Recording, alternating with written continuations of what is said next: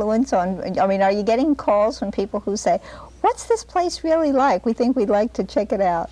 Yeah, I'm one of the few guys, writers, that puts my home telephone number on my boat telephone number. And I get a lot of calls that say, I've almost got my wife talked into this trip, and if she can find a place she likes to dance to reggae music or whatever, if we can find one of those, she says she'll go. So I try to fill them in as much as I can and promote the Keys too. Well, you have both sides of it. You have the guide, which you publish, and then as an active charter captain, you would actually take people on your boat or their boat. Would you take somebody on their own boat if they wanted more crew? Yes, I take people with their own boat, or people will call me and say, we went out with some friends of ours, went out on a charter, and they really had a good time, and we want to go. And that's as far as they go. I get to pick the boat and take them wherever they want to go, and they just sort of trust me to have a good time. Now, when you don't use your own boat, whose boats are you using? Well, there's several companies here in Fort Lauderdale, Fun in the Sun and Yacht Management South and Landfall Charters, who have a big variety of boats that you can use up to 65 feet. And they have air conditioning and generators and VCRs, and one boat even has an underwater camera so that you can take a video movie of the reef and bring it back up, and if it meets their satisfaction, then they'll say, okay, we'll go down and look at it. Oh my. So that's a great variety of boats that are available. What is your personal preference? Now, are all of these sailboats? Yes. I always like what my grandfather used to say is an ace in the hole.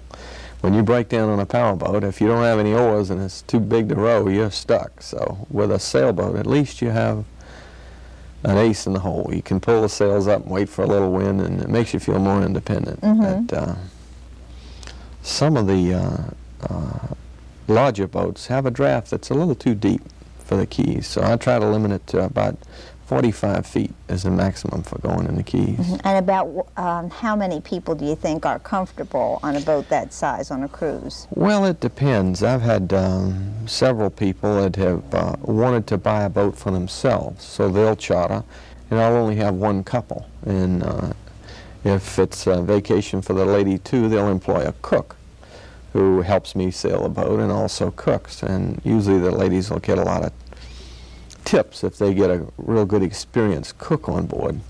They can really help them out in storing and provisioning, because the refrigeration isn't all that big on a boat.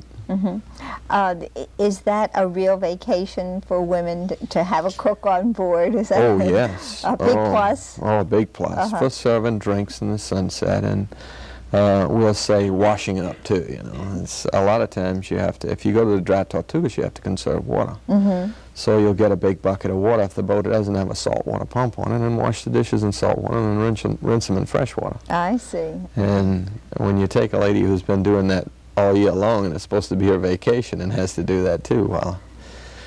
Are there people who like to crew, though? Do they help with that? Yes. It depends on, take a person who works really hard hours, or a stockbroker. I had one recently who got up at 4:15 in the morning to go to work and got home at 7 at night. That's a long day. When he came on a charter, he just sort of wanted to relax, and he'd steer once in a while, and that's about it. But you get a lot of people who want the experience. They'll have a smaller boat and they'll charter a larger boat with a captain. And is this kind of a trial, you know, of thinking what it would be to own the next size boat? Could they handle it? It's what would it take? really good advice to do that. What about for the first-time sailor? What kind of advice do you, the person who's going to charter for the very first time? Usually I recommend getting a captain, and then the second time to go the same route they went with the captain in the Keys, to give them the confidence. So they're familiar with the waters and the dockage and that sort of thing. What about location? Like how long for the first cruise, or where might you suggest would be a good itinerary? I usually recommend a week for the novice sailor to start off with. Any more than that, usually they can stop somewhere like Marathon and rent a car and drive down to Key West, or you know, get some time ashore. because a lot of people for their first cruise get boat fever in more than a week. Some people have other friends fly in, which breaks the time to join down. them. And what kind of people are doing this? Now, it's the Florida Keys, but are these essentially Floridians, or do they come from all over? I've had charters from Austria who didn't speak any English. Really? I've had charters from California. I've got a repeat from Washington State. And I got, my wife went over my last list. I send out about 300 Christmas cards a year from all my charters, and the majority of them were from Ohio for some reason. I don't know. Interesting. Well, there's a long snow season there, yeah. perhaps. Now, how long have you been chartering? I started in 1967. That's about the time of the first guidebook? No, 77. Oh, I see. spent about 4 years gathering all the information. And my partner with the charter boat was in the advertising business, and he made some money on a real estate deal that I found him in the Keys. So he said, "Do you have any more good ideas?" And I said, "Yeah, there's a Bahama guide, but there's no Keys guide." So he said, "Well, let's get some people from the art department and work one up." And since then, he's now in the book business altogether. He has a radar cooking library and a hunting and fishing library, and doing quite well. Oh, how about that? Well, I must say how attractive this book is, too. I mean, in addition to being informative, I think the combination of the artwork, and then you have the NOAA photographs, which are spectacular. They really show very good aerial views, I think. I mean, anybody picking this up in Ohio has got to think, this looks very, very interesting and appealing. Well, we did the first edition in black and white, and it just didn't look right. Oh, it wouldn't do it justice. And so we just canceled that and came out with the color edition. It made the cost a little more with the color separation, but I found that when you look at a Coast Guard chart or a geodetic survey chart, it has all these little lines and numbers, and you can't exactly picture it in your mind. Not only that, how closely can you be reading that and navigating at the same time? You know, there's no text to go with it that tells you what all that stuff means. That's why I recommend getting the guidebook as much time in advance right. as you can, so that you can go over it. A lot of the charter companies buy my book and send it off. Some of them as if it's a big enough charter and they can absorb the cost, they send it to them 2 or 3 months ahead and ask them to read up so they will, be familiar with the area. You won't have to ask so many questions while they're going along.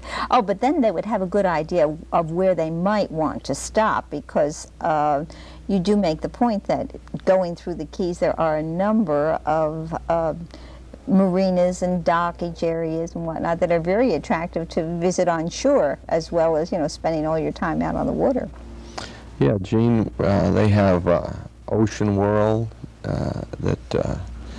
that has porpoise shows, and in Key West they have an aquarium that's really attractive. Oh, and of course, now how about in Key West? I mean, people immediately think of the Etosha and Mel Fisher. Well, have you been chartered to go find the treasure for people? Well, I've had one fellow who has a metal detector, and he just likes to anchor, and then he goes in on the beach, and he says that's where he finds the true money, which is American coins that are up to date that he could spend there.